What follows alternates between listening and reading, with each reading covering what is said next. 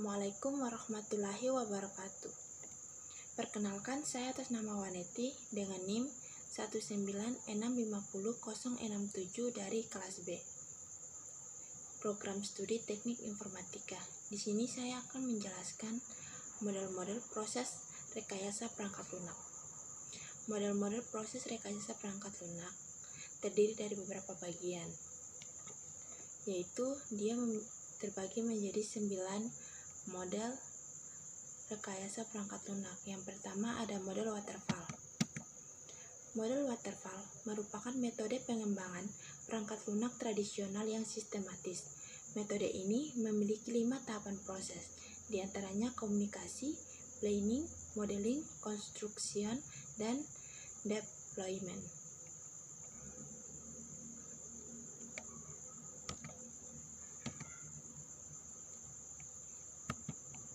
Selanjutnya, kelebihan dan kekurangan dari model waterfall. Kelebihan model waterfall yaitu yang pertama, mudah diaplikasikan. Yang kedua, memberikan template tentang metode analisis, desain, pengkodean, pengujian, dan pemeliharaan. Yang ketiga, cocok digunakan untuk produk software yang sudah jelas kebutuhannya di awal sehingga minim kesalahannya. Masuk pada kekurangan waterfall model. Kekurangannya yaitu waterfall model bersifat kaku sehingga sulit untuk melakukan perubahan pada sistem perangkat lunak. Yang kedua, terjadinya pembagian proyek menjadi tahap-tahap yang tidak fleksibel karena komitmen harus dilakukan pada tahap awal proses. Yang ketiga, customer harus sabar untuk menanti produk selesai karena dikerjakan tahap per tahap, menyelesaikan tahap awal baru bisa ke tahap selanjutnya. Yang keempat, perubahan di tengah-tengah pengerjaan produk akan membuat bingung teamwork yang sedang membuat produk. Yang kelima, adanya waktu menganggur bagi pengembang karena harus menunggu anggota tim proyek lainnya menuntaskan pekerjaannya. Selanjutnya, contoh penerapan model waterfall dalam pengembangan sistem informasi. Yang pertama ada requirement, yaitu tahapan model waterfall yang pertama ini mempersiapkan dan menganalisa kebutuhan dari software yang akan dikerjakan. Yang kedua,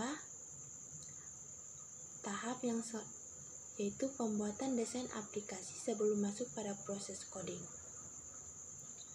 Yang ketiga, tahap implementasi, yaitu implementasi kode program dengan menggunakan berbagai tools dan bahasa pemrograman sesuai dengan kebutuhan tim dan perusahaan.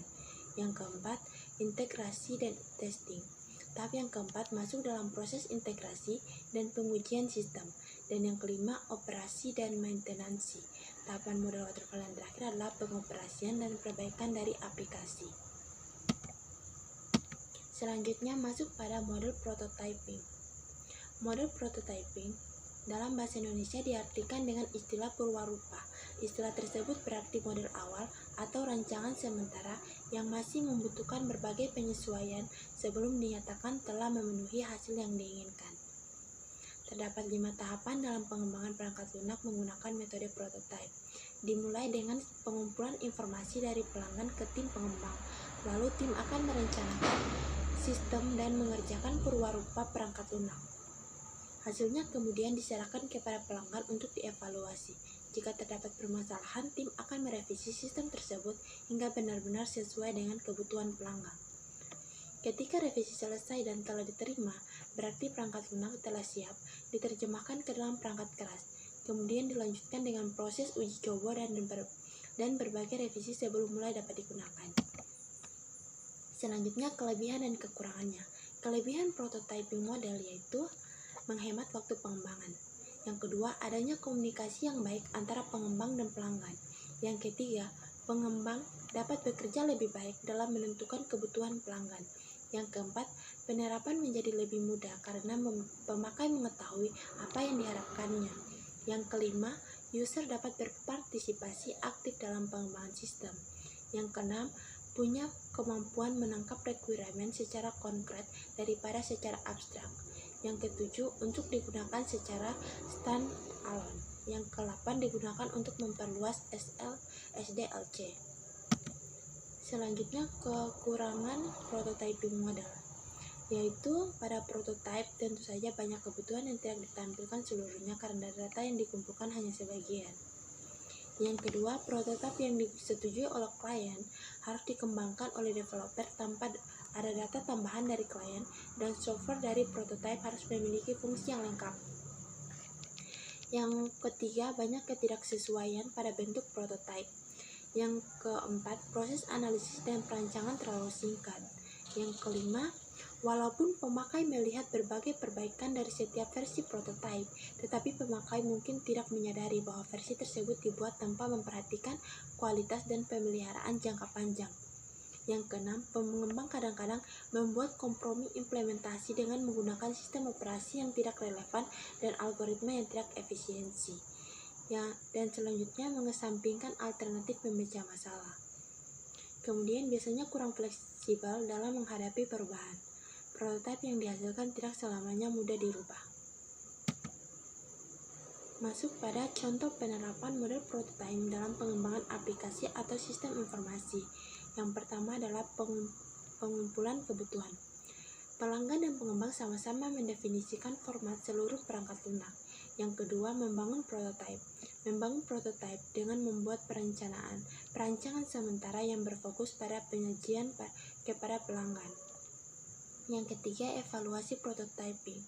Evaluasi ini dilakukan oleh pelanggan, apakah prototyping sudah dibangun sesuai dengan keinginan pelanggan atau belum. Dan yang keempat, mengkodekan sistem. Dalam tahap ini, prototyping yang sudah disepakati diterjemahkan ke dalam bahasa pemrograman yang sesuai.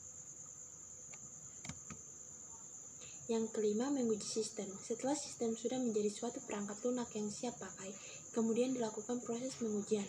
Pengujian ini dilakukan dengan white box, black box, dan lain-lain. Yang keenam, evaluasi sistem. Pelanggan mengevaluasi apakah perangkat lunak yang sudah jadi sudah sesuai dengan yang diharapkan. Dan yang ketujuh, menggunakan sistem. Perangkat lunak yang telah diuji dan diterima pelanggan siap untuk digunakan.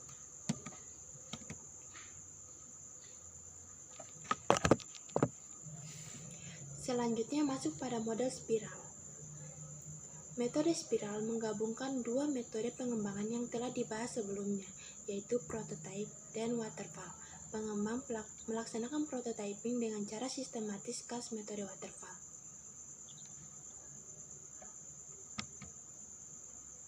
Kelebihan dan kekurangan metode spiral. Metode spiral menerapkan alur kerja yang kompleks, panjang, dan memakan waktu lama. Metode ini tidak cocok untuk proyek kecil-kecilan, apalagi yang berbudget rendah. Sebaliknya, proyek berskala besar dapat dikerjakan dengan mudah menggunakan metode ini. Selain itu, metode spiral juga kurang tepat jika dilakukan oleh pengembang perangkat lunak yang belum berpengalaman. Prosesnya bisa menjadi terlalu kompleks bagi pemula yang masih memerlukan banyak latihan. Contoh penerapan model spiral dalam merancang bangun game platformer. Yang pertama ada tahap liaison. Tahap ini berhubungan dengan komunikasi antara pihak-pihak yang terlibat dalam pengembangan software seperti sistem analisis dan dengan pelanggan user. Yang kedua, tahap planning. Tahap perencanaan meliputi estimasi biaya yang digunakan, batas waktu, pengaturan jadwal, identifikasi lingkungan kerja, sumber-sumber informasi untuk melakukan iterasi atau teknik perulangan. Yang ketiga, tahap analisis risiko. Tahap analisis risiko berfungsi untuk mengidentifikasi risiko yang berpotensi akan terjadi dan menghasilkan solusi alternatif secara teknik dan manajemen saat strategis mitigasi.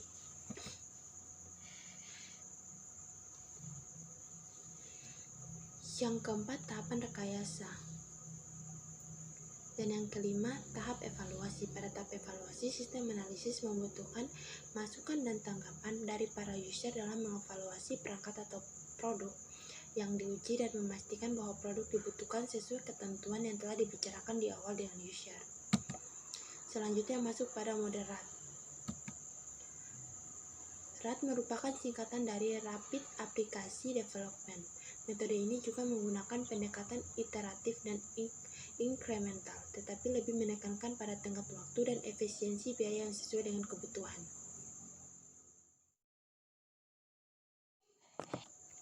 Kelebihan dan kekurangan metode RAT.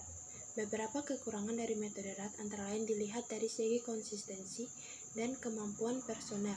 Metode ini membutuhkan pengembang ahli sekaligus kerjasama yang aktif dan konsisten antara pemilik proyek beserta semua tim. Tanpa kedua hal tersebut, mustahil menerapkan metode RAT dalam pengembangan perangkat lunak, apalagi yang berskala besar. Namun jika kedua hal itu terakomodasi dengan baik, metode RAT adalah cara paling efektif untuk menghemat waktu dan biaya.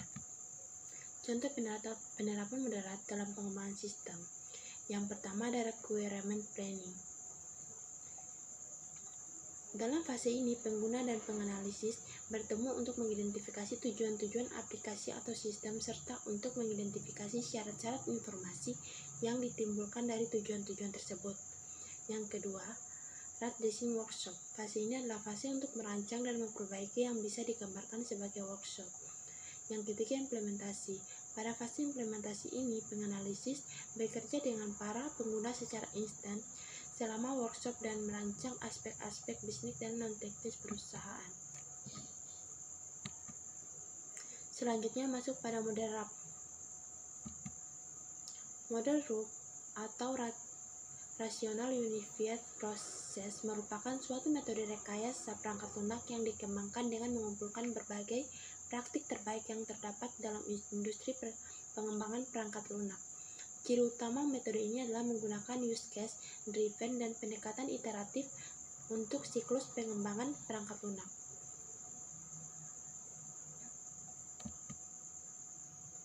Kelebihan dan kekurangan perangkat lunak RUP. Kelebihannya yaitu menyediakan akses yang mudah terhadap pengetahuan dasar bagi anggota tim. Yang kedua, menyediakan petunjuk bagaimana menggunakan WML secara efektif. Yang ketiga, mendukung proses pengulangan dan pengembangan software. Yang keempat, memungkinkan adanya penambahan-penambahan pada proses. Yang kelima, memungkinkan untuk secara sistematis mengontrol perubahan-perubahan yang terjadi pada software selama proses pengembangannya. Yang keenam, memungkinkan untuk menjalankan test case dengan menggunakan Rational Test Manager Tool. Kekurangan pengembangan perangkat lunak RUP yaitu metodologi ini hanya dapat digunakan pada pengembangan perangkat lunak yang berorientasi objek dengan berfokus pada UML atau Unified Modeling Language.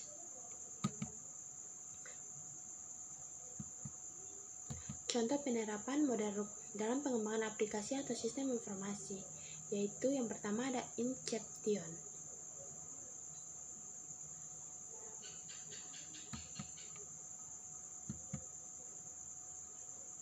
Pada tahap ini, pengembang mendefinisikan batasan kegiatan, melakukan analisis kebutuhan user, dan melakukan perancangan awal perangkat lunak.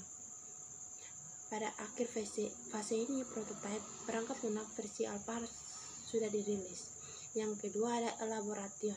Pada tahap ini dilakukan perancangan perangkat lunak mulai dari menspesifikasikan fitur perangkat lunak hingga perilisan prototipe versi beta dari perangkat lunak. Yang ketiga, konstruksi pengimplementasian perancangan perangkat lunak yang telah dilakukan pada tahap ini.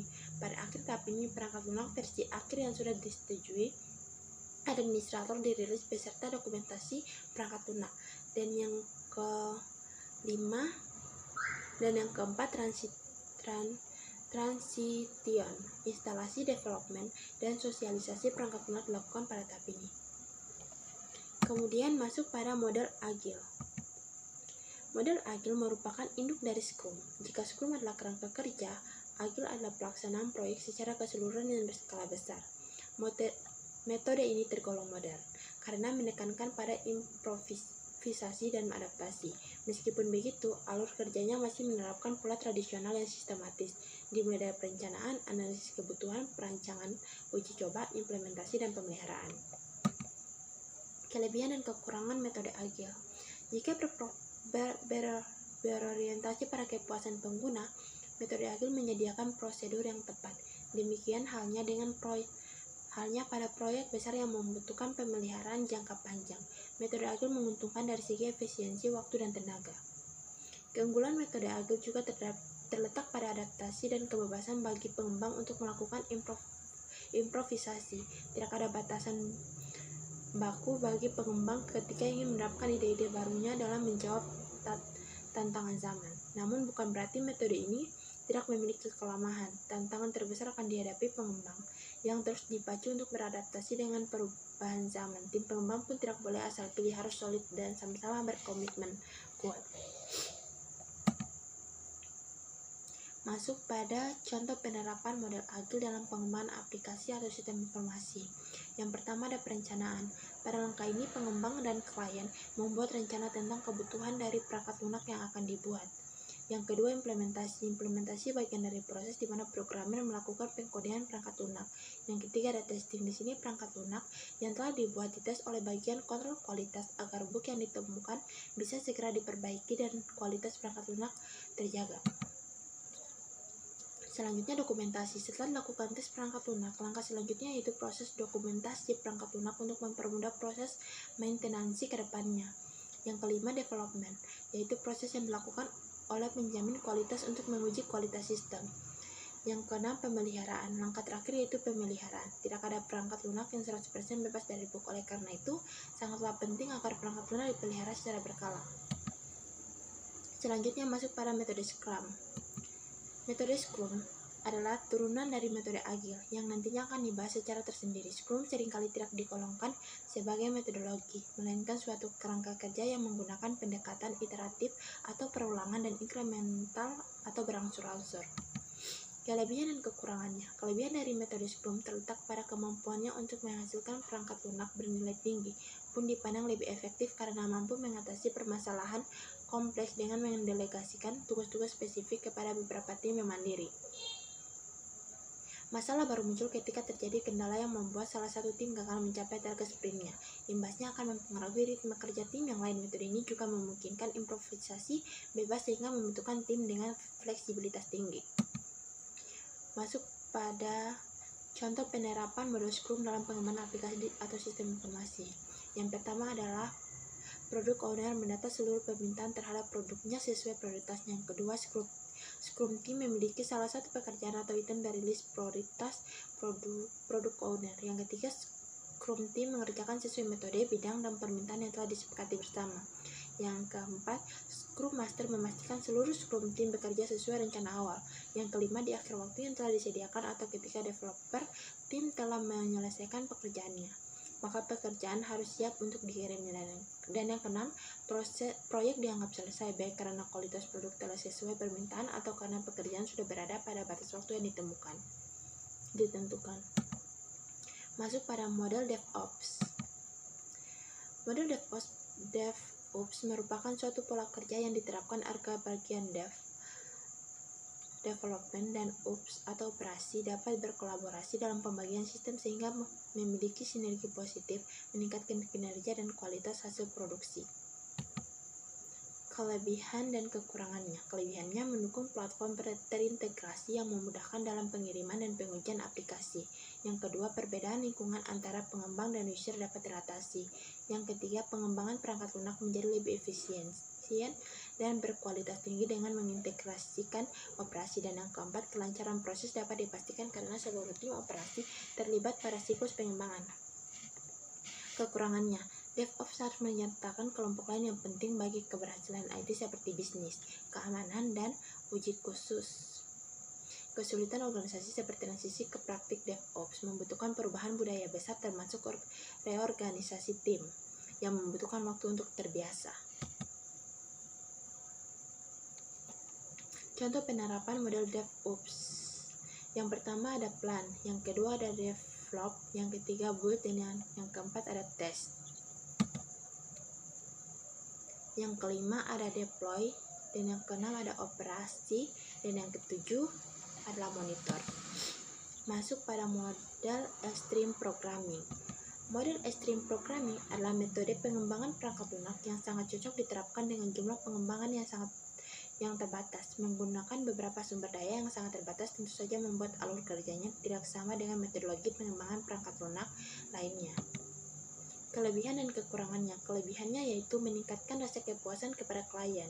Yang kedua, melakukan pembangunan sistem dibuat dengan lebih cepat. Yang ketiga, saling menjalin komunikasi yang baik antara developer dan klien. Dan yang keempat, meningkatkan komunikasi dan sifat saling menghargai antar tim developer. Kekurangan metode Extreme programming yaitu 1. Klien yang menceritakan requirement dari pelanggan kemungkinan besar belum lengkap. Yang kedua, tidak dapat menentukan kode yang detail dari awal atau prinsip simplicity dan juga anjuran untuk melakukan apa yang diperlukan hari itu juga. Yang ketiga, XP tidak memiliki sifat dokumentasi yang formal yang dibuat selama pembangunan, sehingga satu-satunya dokumentasi adalah awal yang diberikan oleh user. Selanjutnya masuk pada contoh penerapan model extreme programming dalam pengembangan sistem informasi. Yang pertama ada planning, yaitu tahap planning dimulai dengan membuat user stories yang menggambarkan output, fitur, dan fungsi-fungsi dari software yang akan dibuat. Yang kedua ada testing. Pada extreme programming mengikuti prinsip keep it simple. Untuk testing yang sulit, extreme programming akan menggunakan solusi di mana pembuatan testing dibuat langsung ke tujuannya. Yang ketiga ada coding. Proses coding pada XP diawali dengan membangun serangkaian unit test. Setelah itu, pengembang akan berfokus untuk mengimplementasikannya. Dan yang terakhir ada testing, tapi dilakukan pengujian kode pada unit test. Dalam extreme programming diperkenalkan XP acceptancy test atau biasa disebut customer test. Tes ini dilakukan oleh customer yang berfokus kepada fitur dan fungsi sistem secara keseluruhan. Acceptancy destinasi berasal dari user stories yang telah diimplementasikan. Mungkin itu saja yang dapat saya jelaskan tentang tentang model-model rekayasa perangkat lunak.